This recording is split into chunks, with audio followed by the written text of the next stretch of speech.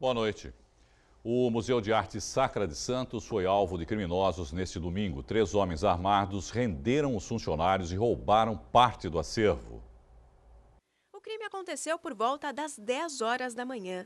Quadros, livros e quase 30 peças foram roubadas. Entre elas, uma imagem de Nossa Senhora de 1902 e uma de Nossa Senhora das Dores, do século XIX. Para ter acesso ao museu, 3 homens armados se passaram por visitantes e pagaram normalmente a entrada. Logo depois, anunciaram um assalto. Renderam 5 funcionários que foram amarrados e trancados em uma sala por cerca de 40 minutos. Além das peças, eles levaram um aparelho do circuito de monitoramento. Para o historiador do museu, ainda não é possível estimar o valor do prejuízo.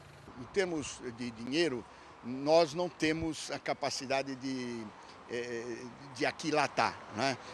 Agora, existe um mercado específico para isso, quer dizer, um mercado subterrâneo, grande em nível mundial, e aí sim é que se pode ter uma noção de quanto isto vale monetariamente. Segundo ele, 2 assaltantes já teriam feito uma visita ao local uma semana antes. Temos um monitoramento, as coisas são explicadas e eles, portanto, vieram especificamente para roubar determinadas peças. Acreditamos nós, né, que seja, portanto, um roubo encomendado, né? Quer dizer, não é um roubo que se faz, digamos, a olho e que se sai vendendo por aí o produto do roubo, porque não tem mercado fácil um tipo de obra como essa que foi roubada no nosso museu. O Museu de Arte Sacra está instalado no antigo Mosteiro de São Bento. A construção é da metade do século XVII. O equipamento foi inaugurado em 1981 com um acervo que reunia mais de 600 peças, como estátuas, pinturas e objetos religiosos. Essa historiadora foi vice-presidente do local durante 26 anos. Ela lamentou o roubo, que representa um ataque à história do país. A perda é inestimável, porque ali nós tínhamos, desde o século XVI, né, desde meados do século XVI, a formação de um acervo que documentou, através de todos esses séculos até os dias de hoje, até 2016, todas as etapas da formação cultural, artística do nosso povo. Em 1993, 10 peças foram levadas durante a noite. Apenas uma foi recuperada. Um homem chegou na igreja aqui do Sagrado Coração de Jesus, né, e disse que queria falar com o padre.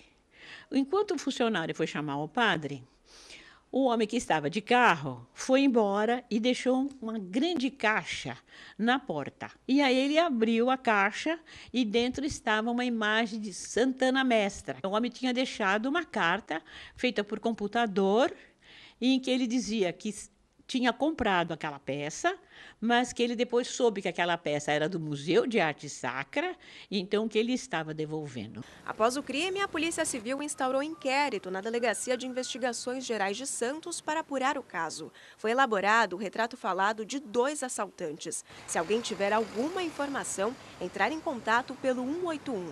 Não é preciso se identificar. Amanhã o museu irá funcionar normalmente. O endereço é Rua Santa Joana d'Arc, 795. O horário de atendimento é de terça a domingo, das 11 da manhã até às 5 da tarde. A Prefeitura de Santos e a Escola de Samba Sangue Jovem foram condenadas pela Justiça do Trabalho,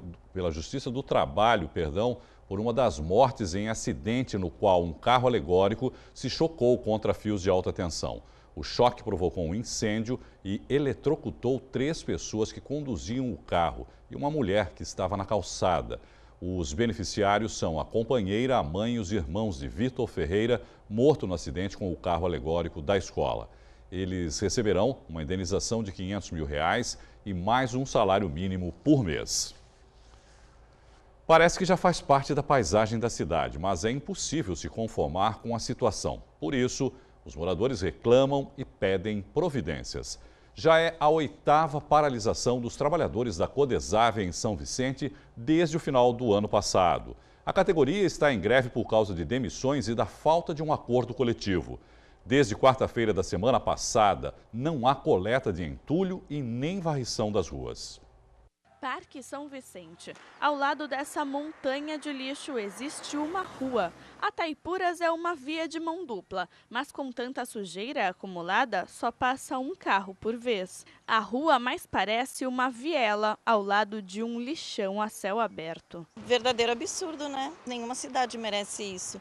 Você vê o total descaso e é impossível que eles não tenham qualquer verba para limpar a cidade, ao menos limpar a cidade. Lamentável. A cidade está abandonada. Não é preciso ir muito longe para encontrar mais lixo. Ainda no Parque São Vicente, na rua Coronel Silva Teles, a calçada ao lado do Lar Vicentino está lotada. Máscaras e alguns objetos de carnaval nos levam à conclusão de que o material está ali há meses. E matéria orgânica exposta por muito tempo traz animais que se alimentam de tudo isso. Rato é uma constante. E eu acho estranho que até a prefeitura ou o estado não tenham tomado nenhuma providência quanto a isso, porque realmente é bem delicada essa situação, né? Porque o lixo traz o quê? A doença, né? Na linha vermelha, ponto onde costuma haver descarte irregular de entulho, mais sujeira. Um colchão no meio do canal e metade de uma caixa d'água são alguns dos exemplos do que é possível encontrar por lá. A gente paga imposto e a prefeitura a gente procura cobrar, mas do jeito que está é complicado. O lixo que não para de acumular é resultado de constantes paralisações dos funcionários da Codesave, empresa contratada para realizar os serviços de catatreco, varrição de ruas e manutenção de equipamentos públicos. A Prefeitura de São Vicente detém 99,9% das ações da empresa e é a maior devedora. O rombo chega a quase 337 milhões de reais. A Codesave informou por meio de nota que o departamento jurídico da empresa ingressou com ação apontando a abusividade na greve e pedindo o retorno dos funcionários ao trabalho. Já sobre os atrasos, a companhia afirmou que os trabalhadores concursados estão com os vencimentos em dia. Já os comissionados receberão nos próximos dias. A Codesave afirma ainda que não está fechada a negociações, mas devido ao momento delicado e à crise financeira pelo qual passa a empresa, o pedido do sindicato, nesse momento, se torna inviável. No próximo dia 22, a tocha olímpica chega à região. O símbolo da maior competição esportiva do mundo passa pelas cidades de Praia Grande, São Vicente, Guarujá e Santos. No fim de semana, São Vicente realizou um teste para fazer alguns ajustes no trajeto. O percurso começa na Avenida Capitão Luiz Pimenta, no Bitaru, próximo ao Corpo de Bombeiros. Durante a simulação, participaram funcionários das Secretarias de Trânsito, Meio Ambiente e Esportes, além de policiais militares. O objetivo era saber quais modificações serão necessárias para que os caminhões do Comitê Olímpico passem com segurança. Os veículos têm 4 metros de altura. Neste sábado foram usados 2 caminhões da administração municipal. 2015, já foi junto com o Comitê Olímpico, já foi decidido o local para passar a tocha olímpica por São Vicente. São 23 condutores, né? Vai ser uma grande festa, né? A tocha em si já é uma grande festa e a cidade está preparada para receber. Depois da Avenida Capitão Luiz Pimenta, a tocha irá percorrer as avenidas Newton Prado, ao lado da Ponte Pêncio, Getúlio Vargas, na Praia do Gonzaguinha e Frei Gaspar, passando pelo Paço Municipal e Centro. O teste deste sábado foi feito apenas até a Avenida Presidente Wilson, porque a partir dali as ruas são mais largas e não serão necessários ajustes. Os funcionários concluíram que apenas árvores serão podadas. Os fios de energia elétrica não atrapalharam o percurso como esperado. Os trabalhos devem começar amanhã. Dentre das 300 cidades que foram sorteadas, São Vicente teve o privilégio de ser uma delas, por ser uma das mais antigas do Brasil. E a gente vai fazer um esforço aqui enorme. Eu acredito que não é esforço, é dever nosso, tá? E a gente vai fazer o possível para que tudo ande bem. Que no trecho por onde a tocha deverá passar, os veículos serão impedidos de estacionar. O trajeto na cidade termina aqui na Praia do Itararé. Deste ponto, a tocha olímpica sobe o Morro do Voturuá de teleférico e desce de paramotor. Depois, as comemorações seguem para Santos e Guarujá. O resgate de uma tradição. O concurso de bandas e fanfarras voltou a ser realizado em Santos. A Avenida Conselheiro Nébias parou para ver a banda passar. O desfile de bandas e fanfarras voltou a ser realizado em Santos neste domingo, após mais de uma década. Uma verdadeira festa que reuniu 1.400 pessoas e 15 bandas, que desfilaram sob o olhar atento do público. Ao final, sagrou-se campeã a Banda Marcial Municipal de Itanhaém.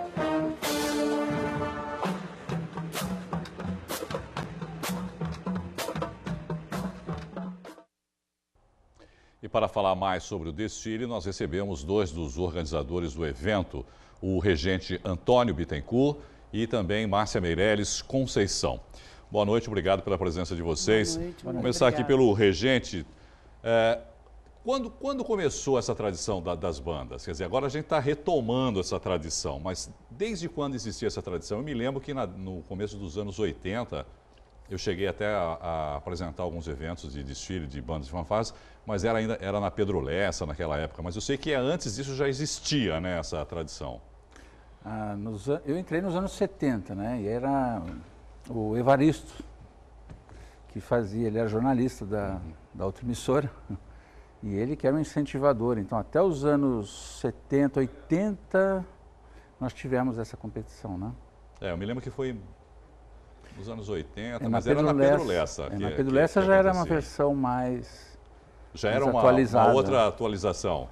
E agora, como que surgiu a ideia de retomar essa tradição? Que, na verdade, não deveria ter acabado, né? Essa é a grande verdade, né? Mas ainda bem que vocês resolveram retomar. E como surgiu a ideia de retomar? Surgiu a ideia de nós nos reunimos, ex-alunos de várias bandas de Santos, da banda do Colégio Santista, que era tradicional, tradicionalíssima, né? A banda do Ateneu Santista, do Colégio Moderno e tantas outras, inclusive da COSIPA. E nós nos reunimos, ex-alunos, e formamos uma banda. E chama-se Banda Família do Bem. Uhum. E numa reunião, conversando, estávamos eu, o empresário Carlos Augusto, que é o nosso diretor-geral, e o maestro.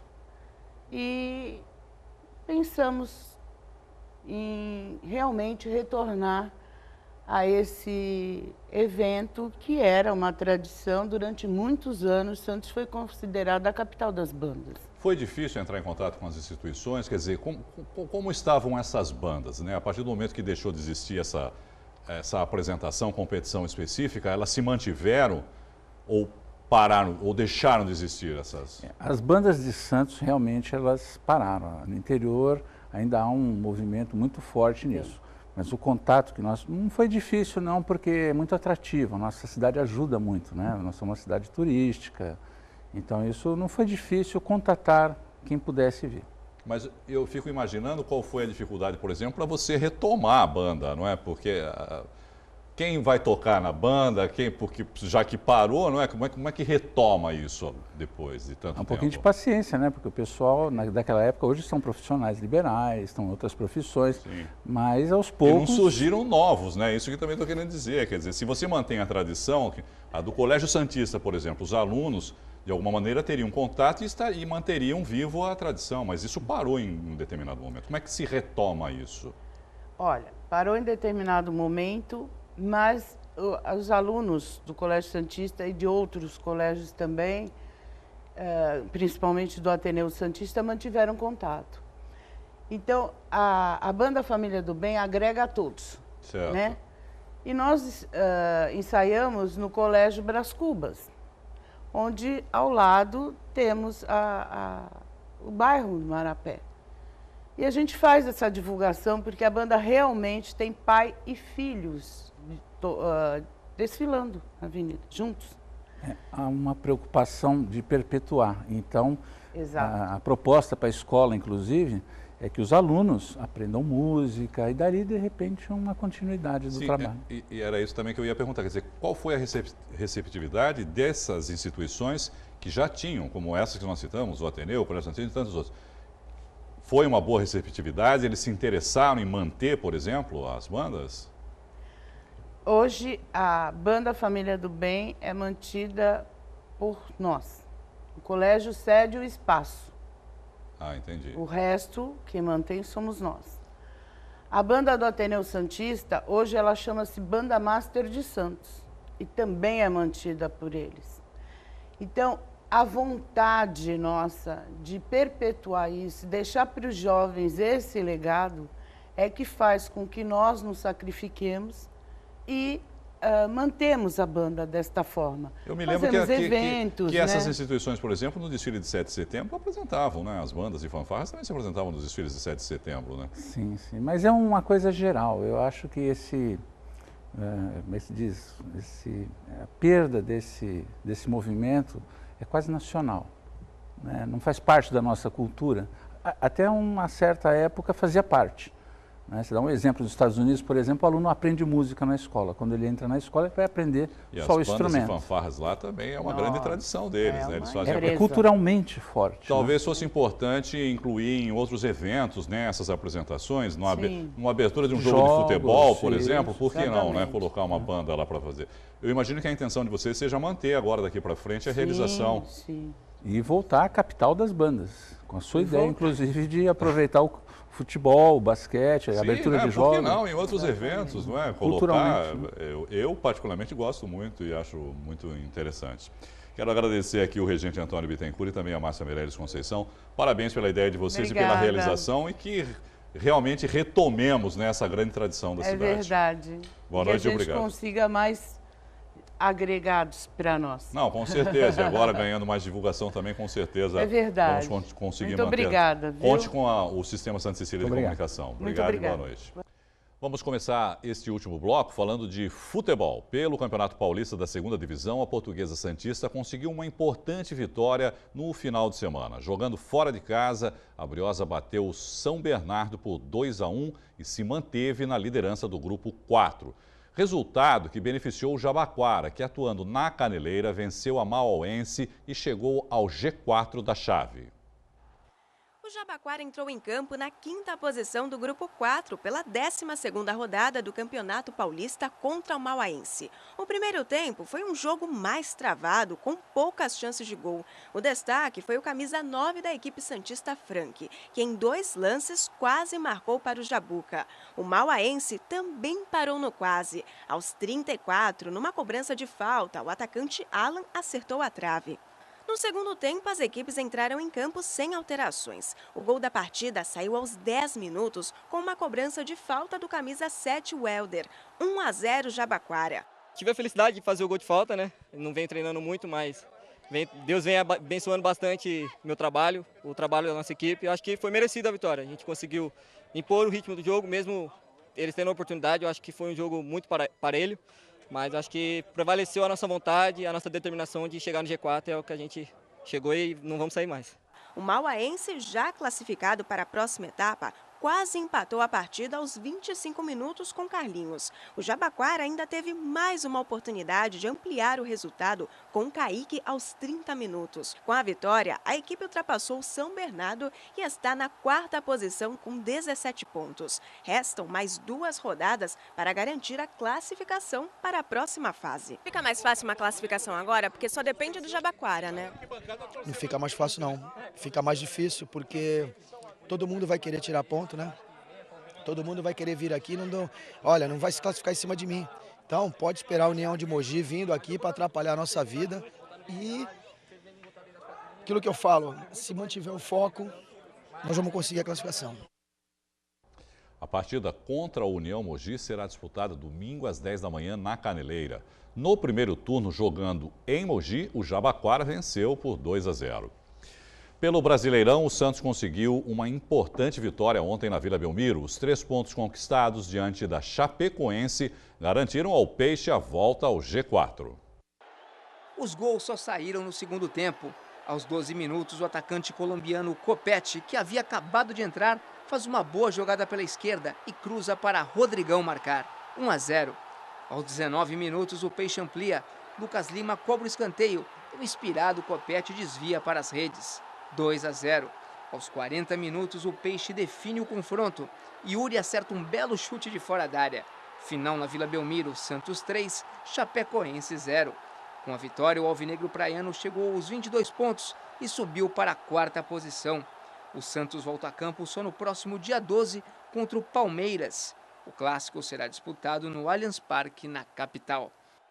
Corinthians e São Paulo também entraram em campo ontem. Um goleou em casa, o outro perdeu fora. Veja os gols. Jogando com o time reserva, o São Paulo foi até Campinas e perdeu para a Ponte Preta por 1-0. Clayson marcou para o time do interior. Já o Corinthians, jogando em casa, goleou o Flamengo por 4-0.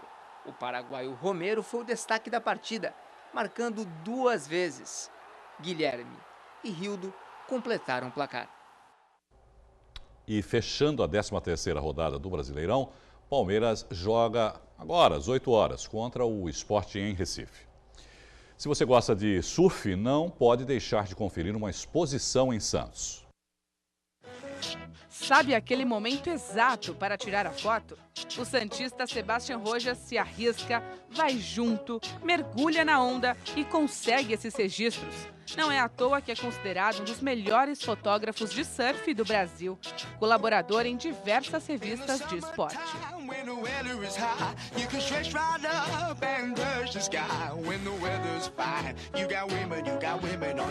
As 16 fotos fazem parte da exposição No Foco da Onda, montada para celebrar o Dia Internacional do Surf, comemorado em 20 de junho.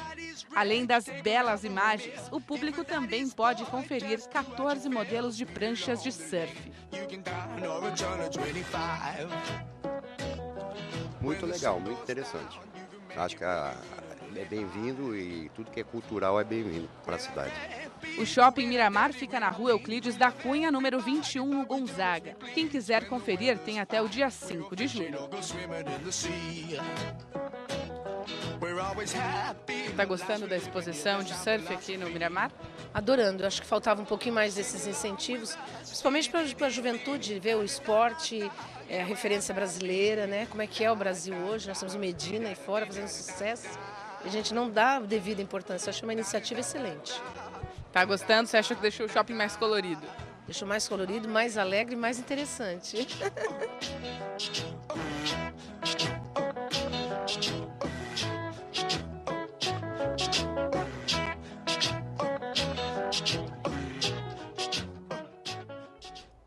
Foi realizada ontem pela paróquia Nossa Senhora dos Navegantes em Santos uma missa a bordo de uma escuna. A celebração foi em homenagem a São Pedro, padroeiro dos pescadores. A bordo da escuna Mestre dos Mares, lá estava a imagem do santo reconhecido como protetor dos pescadores. São Pedro também foi o primeiro papa da Igreja Católica. Dezenas de fiéis embarcaram para acompanhar a missa. Pedro foi o pescador escolhido por Jesus para ser o seu representante, não é? E o chefe da sua igreja. Então, por isso, nós temos um apreço enorme por esse trabalho, que é o trabalho dos pescadores, e que São Pedro, vamos dizer, simboliza aí o respeito por uma atividade, especialmente numa cidade como a nossa, que deveria ter um cuidado muito especial com a relação da pesca. É uma hora de confraternização, de união, de fraternidade. É muito importante isso. E estar com a comunidade presente, comemorando. Eu espero poder dar continuidade a esta iniciativa, todos os anos celebrando a memória de São Pedro e especialmente do sucessor, o Papa Francisco. O barco partiu da ponte de Gar-Perdigão, na ponta da praia, e seguiu em direção à Ilha das Palmas. Quando a embarcação atracou, a missa foi realizada. Durante a cerimônia, houve a bênção dos anzóis, levados por familiares de pescadores. 1, 2, 3.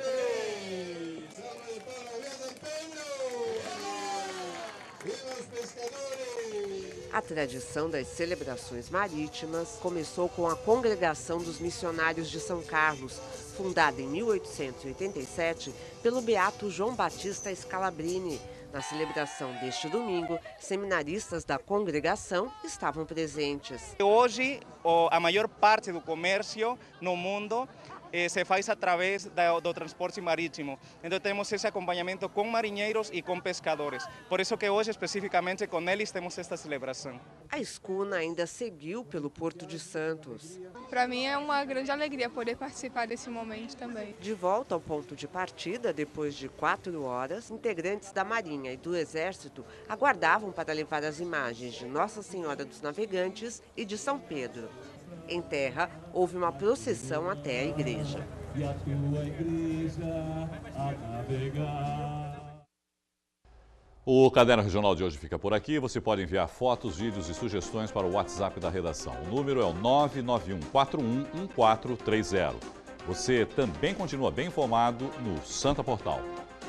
Uma boa noite para você e até amanhã. Tchau.